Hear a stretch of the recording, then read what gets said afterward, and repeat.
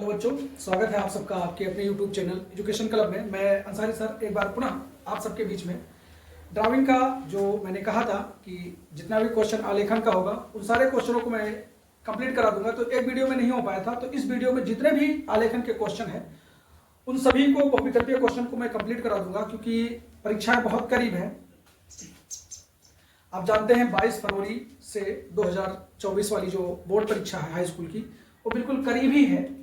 तो आज फिर ड्राइंग का जो मैं 30 क्वेश्चन इससे पहले वाले वीडियो में करा चुका हूं, अब इसके बाद जितना भी क्वेश्चन हो सकता है, जितना लगभग इंपॉर्टेंट है, आने के चांस बन सकते हैं, उन सारे क्वेश्चनों को इस वीडियो में मैं कवर करूंगा।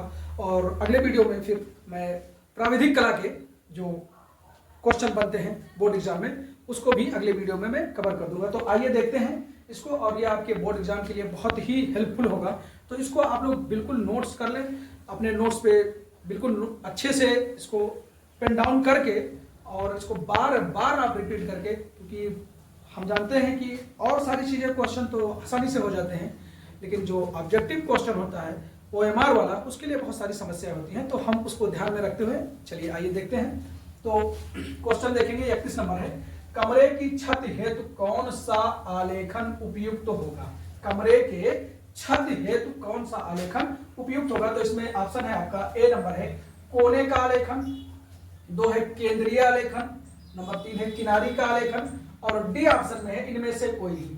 तो इसमें से जो आपका ऑप्शन होगा बाबू, ये वाला हो जाएगा केंद्रीय। ये क्या हो जाएगा, केंद्रीय आलेखन जो होगा वो कमरे के छत हेतु उपयुक्त आलेखन होता है। तो इसको आप आराम से नोट करते चले चले, एक क्वेश्चन मैं इसको करा रहा हूं। अब फिर अगला क्वेश्चन नंबर 32 है, फर्श के मध्य भाग हेतु कौन सा आलेखन सर्वाधिक उपयुक्त होता है। यानी फर्श जो किया जाता है उसके मध्य भाग के लिए कौन सा आलेखन जो होता है सबसे उपयुक्त होता है। तो वृत्ताकार, त्रिभुजाकार या आयताकार, डी ऑप्शन है षटभुजाकार, यानी 6 भुजा वाला। अब यहां पर है क्या चीज, वृत्ताकार जो ऑप्शन होगा वो आपके लिए उपयुक्त होगा। ये बिल्कुल परफेक्ट ऑप्शन है, तो इसको आप लोग बिल्कुल करेंगे। ये OMR पे भरने वाला क्वेश्चन है। अब जैसे ए नंबर है, तो प्रश्न 32 जैसे उसमें आएगा क्वेश्चन नंबर 18, 20 या जो भी क्वेश्चन होगा उसमें जो ऑप्शन होगा, जैसे ए ऑप्शन इसका सही है तो वहां पर ए ऑप्शन पे आप क्या करेंगे, गोला बना देंगे। अगला क्वेश्चन है हमारा बाबू, देखिए प्रश्न नंबर 33, कपड़े पर रंगाई यानी पेंटिंग हेतु कौन सा रंग सर्वाधिक उपयुक्त होता है। यानी कपड़े पर पेंटिंग करने के लिए जो हम लोग कपड़ा पहनते हैं, या और भी जैसे मेज पोस्ट बनाया जाता है, फर्श बनाया, और भी मेज पे बिछाने के लिए, टेबल पे बिछाने के लिए जो कपड़ा बिछाया जाता है उस पर भी पेंटिंग की जाती है। तो उस पेंटिंग को, या पहनने वाले कपड़े पर पेंटिंग के लिए, तो उसके लिए कौन सा कलर उपयुक्त होता है। लिखा है एक्रिलिक रंग, और बी नंबर है पोस्टल कलर, और वाटर कलर, और है तैल कलर। तो इसके लिए जो ऑप्शन होगा वो एक्रिलिक रंग होगा, ये वाला इसको हमें करना। ठीक है, अगला क्वेश्चन है, जैसे लिखा है स्लेटी रंग, यानी स्लेटी रंग किन 2 रंगों के मिश्रण से बना है। स्लेटी रंग जो होता है वो किन 2 रंगों को मिलाने से बन जाता है। तो ऑप्शन हमारा ए है काला और सफेद, बी ऑप्शन है नीला और सफेद, ऑप्शन सी है पीला और सफेद, ऑप्शन डी है भूरा और सफेद। तो इसमें जो ऑप्शन आपका सही होगा वो काला और सफेद होगा। क्या होगा, काला और सफेद होगा। प्रश्न 35 नंबर का क्वेश्चन है, 35 क्वेश्चन है, वर्ण लिखा है, वर्ण का अर्थ क्या है। वर्ण मतलब क्या होता है, उसका क्या अर्थ होता है, इसको हम लोग जान लेते हैं। ऑप्शन में दिया है ध्वनि, ए ऑप्शन में ध्वनि, बी में चित्र, सी में दिया है रंग, और डी में दिया है साफ रंग। तो इसमें जो ऑप्शन होगा बाबू वो आपका हो जाएगा, ध्वनि है, चित्र है, रंग, ये रंग हो जाएगा। क्या हो जाएगा, रंग जो ऑप्शन होगा, इसको हम सी नंबर पे गोला बना करके करेंगे। अगला क्वेश्चन हमारा है प्रश्न 36 है, ओष्ठवाल संबंधित है। ओष्ठवाल किससे संबंधित, यानी किस चीज से ओष्ठवाल जो होता है वो संबंधित है। इसमें लिखा है तैल माध्यम से, संयोजन से, तूलिका से, और ऑप्शन डी जो हमारा है वो रंगों से। तो बाबू हम लोग पढ़ रहे हैं आलेखन, तो स्वाभाविक है इसमें जो इससे संबंधित है ओष्ठवाल वो रंगों से ही संबंधित है। तो ये रंगों से संबंधित है। अगला है प्रश्न 37, लाल और हरा रंग है। लाल और हरा रंग है। लाल और हरा रंग कैसा रंग है। नंबर ए लिखा है उष्ण, यानी उष्ण रंग। कौन सा रंग, उष्ण, और बी नंबर है तटस्थ रंग, और सी है द्वितीयक रंग, और डी है विरोधी रंग। तो ये कौन सा ऑप्शन आपका सही होगा। तो लाल और हरा एक दूसरे के क्या है बाबू, विरोधी हैं। तो यह ऑप्शन आपका सही हो जाएगा। तो आप इसको नोट करें अच्छे से, स्क्रीनशॉट ले लें और उसके बाद इसका नोट्स बना करके और इसे 2-3 बार आप क्या करें, रिवीजन, क्योंकि रिवीजन ही डिवीजन है। तो इसको आप नोट करिए, फिर हम आगे क्वेश्चन बताते हैं। तो आइए देखते हैं हम क्वेश्चन में आगे। फिर अगला क्वेश्चन हमारा है प्रश्न नंबर है 38। कितना? 38। भारत का राष्ट्रीय ध्वज है। अब भारत का राष्ट्रीय ध्वज तो सभी लोग जानते हैं क्या है। अब उसमें क्या पूछ रहे हैं, उसके कलर वाले में पूछता है क्या है। ऑप्शन दिया है, ए दिया है एक वर्णीय, ऑप्शन बी है वर्णहीन, ऑप्शन सी है बहुवर्णीय और ऑप्शन डी है इनमें से कोई नहीं। तो इसका जो ऑप्शन बनेगा बाबू वह आपके लिए होगा बहुवर्णीय। क्या? बहुवर्णीय। क्या है? बहुवर्णीय। इसको एकदम ध्यान रखिएगा। अब लिखा है प्रश्न 39, एक चित्र के लिए सबसे कह रहा है एक चित्र के लिए सबसे महत्वपूर्ण घटक है। अब चित्र जो बनाया जाता है उसमें सबसे महत्वपूर्ण घटक क्या होता है उसको हमें जान लेना है। ऑप्शन ए दिया है आलेखन, ऑप्शन बी दिया है विरोधी रंग और ऑप्शन सी दिया है संयोजन और ऑप्शन डी दिया है अच्छा फ्रेम। अब देखिए आलेखन बनाना ये तो चलो अच्छी बात है, विरोधी रंग ये भी ठीक है, संयोजन ये बहुत महत्वपूर्ण है। मतलब कलर का संयोजन, चित्र कैसे बनाना है, किस जगह पे कौन सी आकृति कितनी बड़ी होनी चाहिए, इन सब चीजों का यानी कि संयोजन तालमेल वो बहुत अच्छा होना चाहिए। तो ये महत्वपूर्ण है चित्र के लिए। क्या बहुत महत्वपूर्ण है? संयोजन। क्या? संयोजन। अगला क्वेश्चन हमारा है प्रश्न 40, निम्न में से कौन सा शीत रंग है? शीत अर्थात ठंडा रंग कह सकते हैं। तो हम इसमें देखेंगे, ए दिया है श्याम या इसे काला भी कहा गया है, बी हरित या हरा, अब और सी दिया है सुनहरा और डी दिया है नारंगी। तो इसमें जो ऑप्शन हमारा होगा ये वाला हो जाएगा, ये ऑप्शन सही, हरित यानी हरा वाला।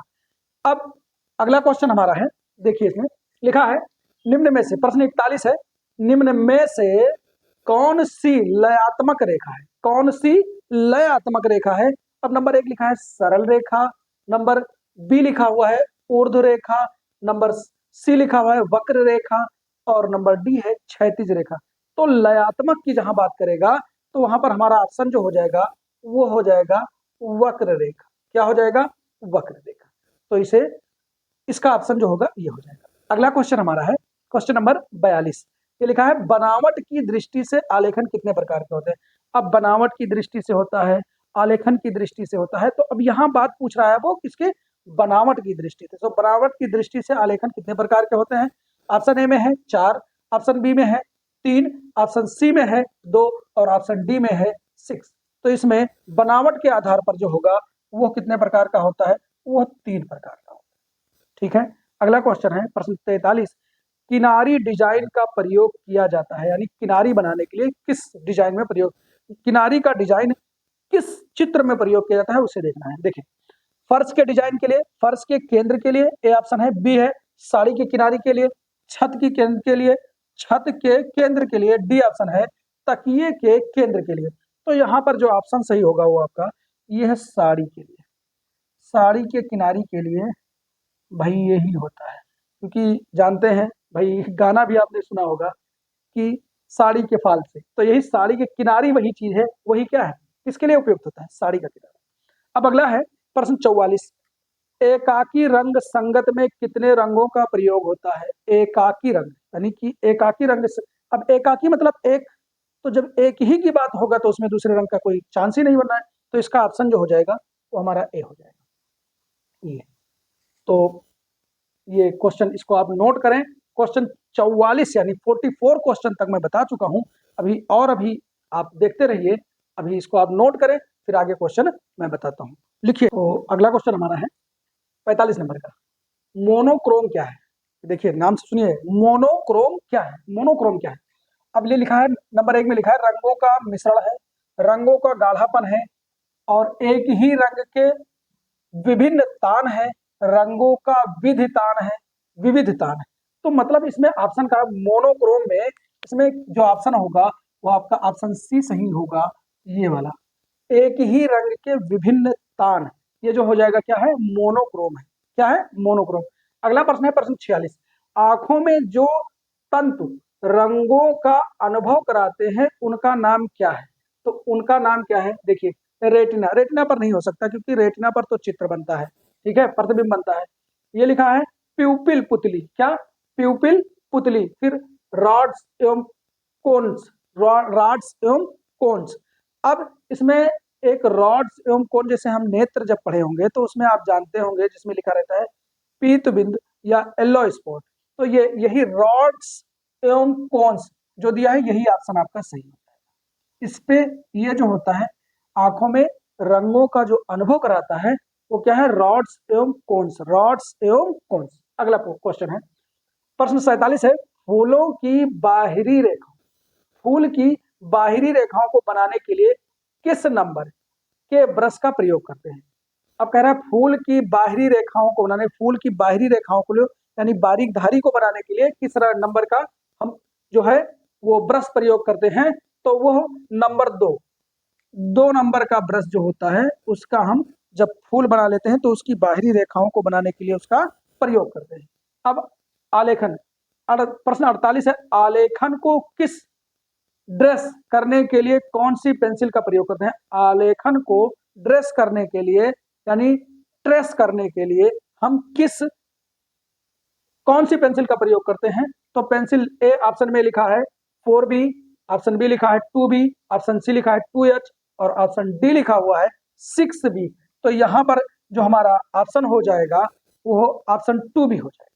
क्या हो जाएगा? ऑप्शन 2B हमारा, यही हमारा ऑप्शन सही हो जाएगा।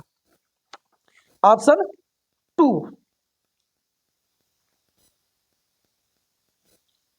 नंबर 2 यानी नंबर 2 हो गया है। अब आलेखन का जो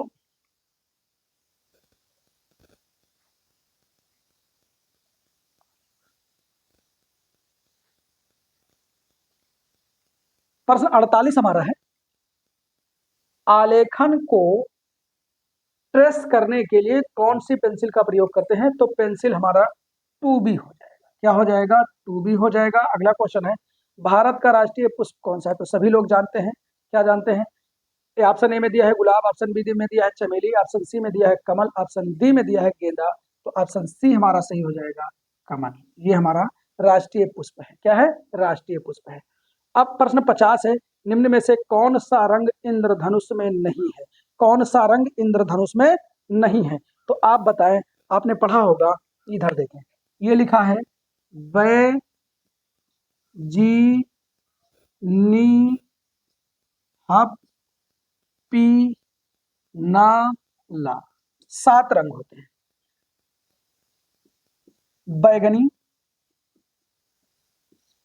जामुनी, जामुनी, नीला, हरा, पीला, नारंगी और लाल। यह इंद्रधनुष के 7 रंग होते हैं। याद करने के लिए हिंदी में वैजीनी हप्पी नाला, या इसे हम अंग्रेजी में विबग्योर कहते हैं। Violet, indigo, blue, green, yellow और ऑरेंज और रेड। तो अब इसमें देखें बैगनी, जामुनी, नीला, हरा, पीला, नारंगी और लाल। अब इधर देख ले, नीला है बिल्कुल है, उसमें नारंगी है बिल्कुल है, भूरा ये नहीं है, लाल लाल है। तो यही हमारा ऑप्शन को जो हो जाएगा वो सही हो जाएगा। यानी कि इंद्रधनुष में कौन सा रंग नहीं पाया जाता है? इंद्रधनुष में भूरा रंग नहीं पाया जाता है, बाकी ये सारे रंग पाए जाते हैं। तो ये हमें याद होना चाहिए कि कौन सा रंग, ऐसे ही क्वेश्चन पूछेगा कौन सा रंग नहीं पाया जाता है। यहाँ भी ध्यान देना है किस चीज का, नहीं का मुझे पहले ध्यान देना है। अब वो पता चला कह दे कि आपके दिमाग में नहीं ना आए तो आप कोई ही ऑप्शन उठा करके कर दे, तो ये ध्यान रखिएगा नहीं पाया जाता है। तो ये होगा, आपको इसको, आप इसको नोट